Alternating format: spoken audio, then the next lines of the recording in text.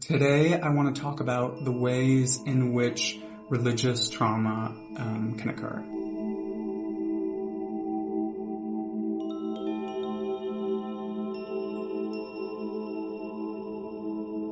I'm talking about it specifically how it happens in the community that I was raised in, which is the Hasidic, ultra-Orthodox Jewish community.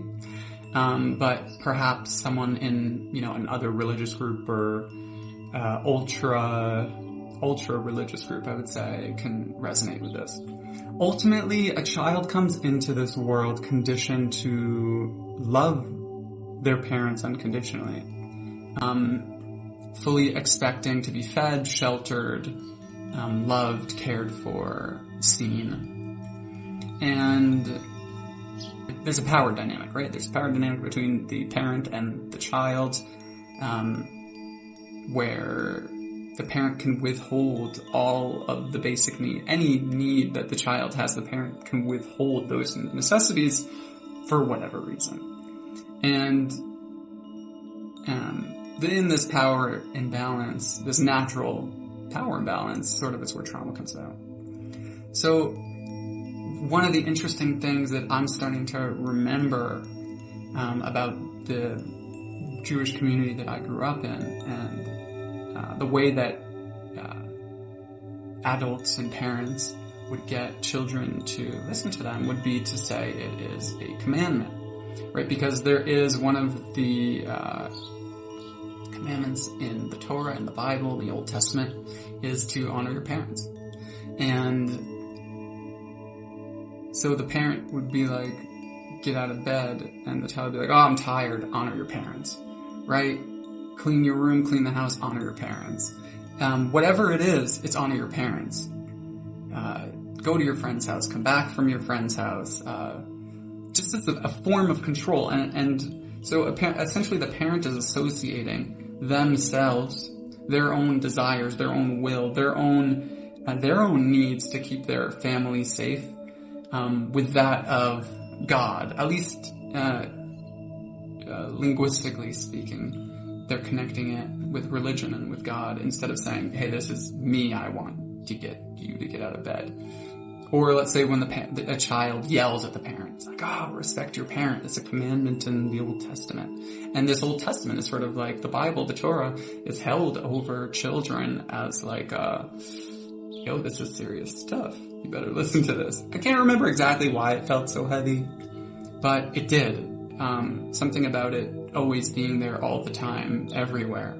The prayers multiple times a day, the camps, the schooling, it's constantly there. So, essentially now, I still notice, as a 30-year-old, sometimes I'll want to do something and I'll have like an inner resistance, not like an inner struggle. And sometimes I still hear that voice of like,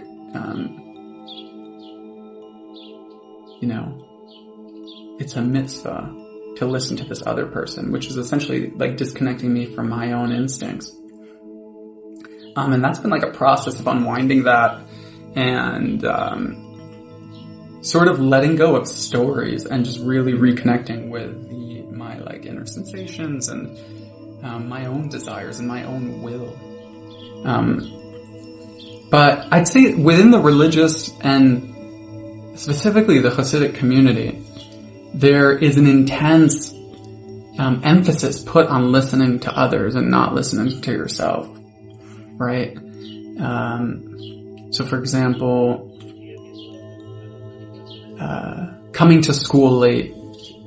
I'm forgetting the term for the person, but there was a person at school in my high school who their job was to make sure everyone came on time. They were sort of the timekeeper. And I'm literally forgetting the term. And they would also, if you came late, they would start using religious terminology to punish you.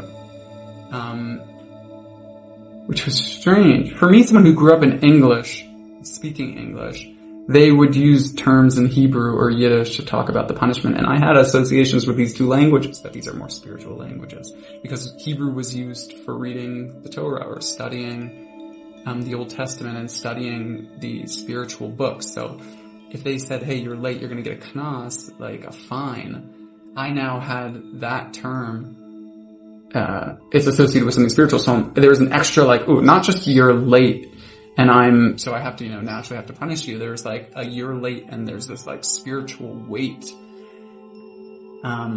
to it. And that happened in I'm trying to think of other examples on the spot, but it happened in a bunch of other circumstances especially within the high school, yeshiva schooling, where the emphasis to do something or not to do something because a teacher or principal said so was a spiritual emphasis. And so unwinding these stories later on for myself now has been there's been these layers of okay, adults wanted me to do something. It's not, there is still sort of shame that I've had to work through because of that, this shame of oh, you're bad for not, it's not just you didn't listen to the adult, because of the spiritual aspect, it's you're bad. And there's this, sort of slow disconnection from self and a slow shaming that goes on.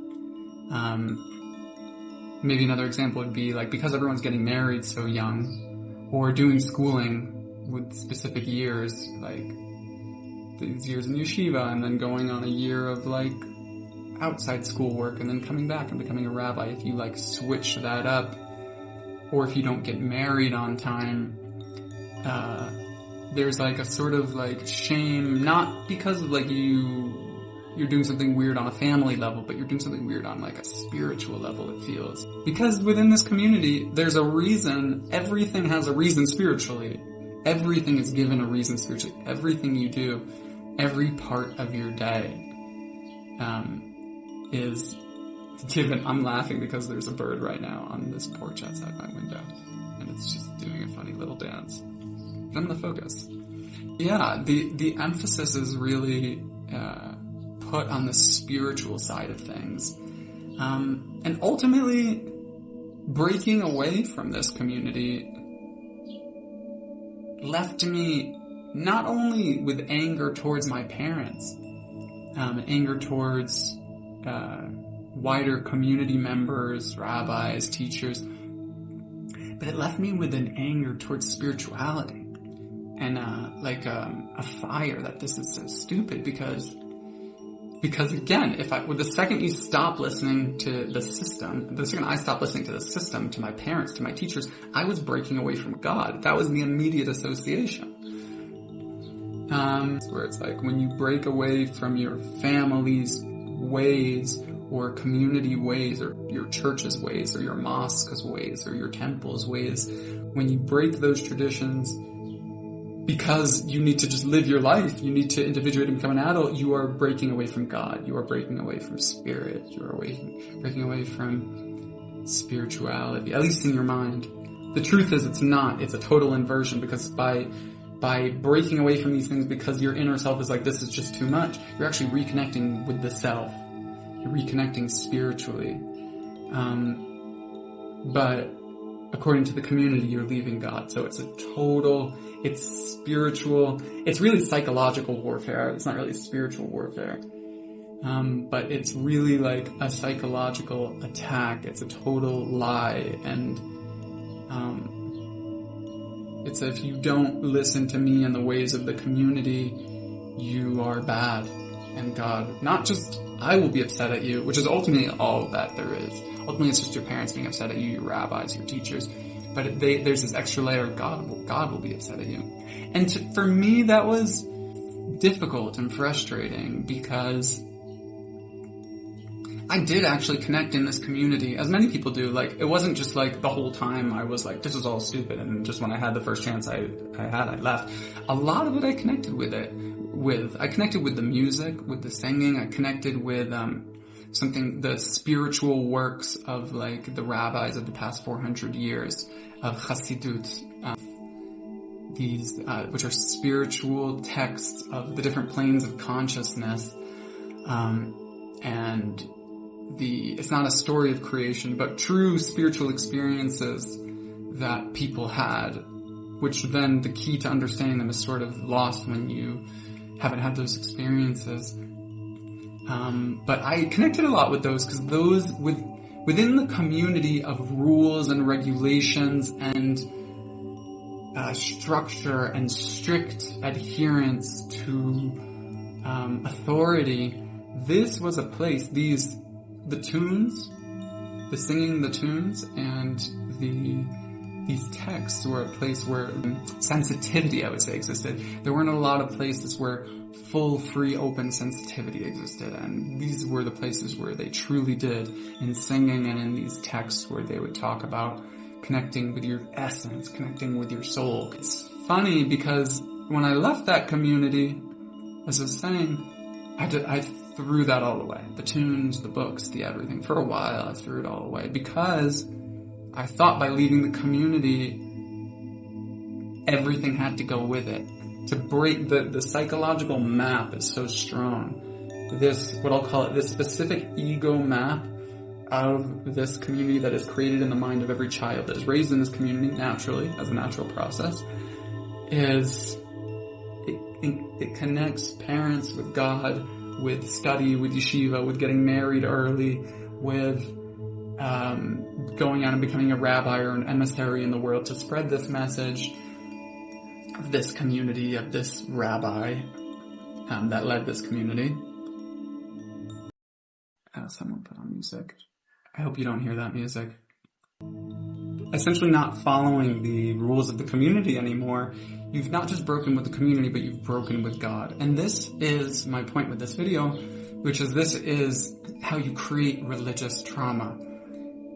It's not just taking a child away from their desire system, their self, through overpowering them with a power imbalance, but now you add this layer of God to it and say, you have to do these things that I want you to do because of God, because of something greater than you and I that you'll never be able to sort of put your finger on, which is a very nasty sort of glue that keeps you attached with the person who is enacting this power imbalance on the child. So the parent or the caregiver or the rabbi or the priest or whoever. And this is just a very nasty form of trauma because it just takes more time to unwind, I think. Because essentially when you get around safe people, you can see when, I didn't like how I was treated as a kid. That's like a process that I think can happen naturally or with like a good therapist. But the spiritual part of it, where like, even me saying these things in therapy, I feel like, oof, I'm kind of going against God. Who is God? What is God? Well, the books say you can't know, right? You can't know it, you can't speak it. It is just this omnipotent force. And that creates a very, very diabolical relationship in any power imbalance that exists in the community. Whether I think it's in marriages, it could probably happen as well, where the shame of saying, my husband or my wife is abusing me in some way, there's going to be that level of God on top of it, and the shame of speaking out because this marriage is holy, this marriage is sacred.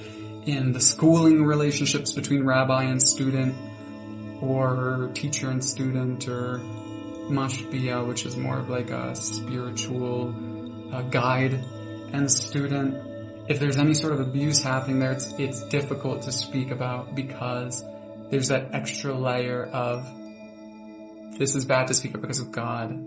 And I'm not minimizing at all anyone else meaning if there isn't the layer of God and there's a power imbalance and abuse in a relationship of any sort between teacher and student, there's already that shame and like fear to speak out against authority, or fear of, cultural fears. I'm specifically speaking about the religious story, the religious words that are added to this trauma, the words that people might hear in their head. And I want you to know, and I want myself to know, that these are just words. These are just words. Like, the shame that culture puts on you to do something, to get a job at a certain time, have a certain amount of money, be in a certain place, that's a very similar thing to, the religious trauma of, like, God wants you to be here at a certain time. God wants you to get married at a certain time. God wants you to go to certain schools. It's very similar internally in your body. I can see. But yeah, the religious one is funny just because a lot of people aren't raised in religious communities, so there aren't, I'd say, as many people to, like, sort of process this. There are tons of people to process this with, but there aren't as many just because it's specific. It's specific. And ironically, as I've traveled the world a little bit and met people that have left religious groups of different sorts, whether it be Islam or Judaism or Christianity or Hinduism, or even like a sort of hippie community, a spiritual connected with the earth community, this trauma can always happen when something greater than yourself, whether it's Pachamama or Allah or one of the Hindu deities, wants you to do something, and the person in charge uses that power that they are associating with this deity, with this God, to ask you to do something for themselves, for the person in power. Yeah. So I think that's enough for this video. Thank you so much for listening. If there's anything you found interesting in this video, or if something resonated or didn't resonate, feel free to leave all your thoughts and comments down in the comment section below.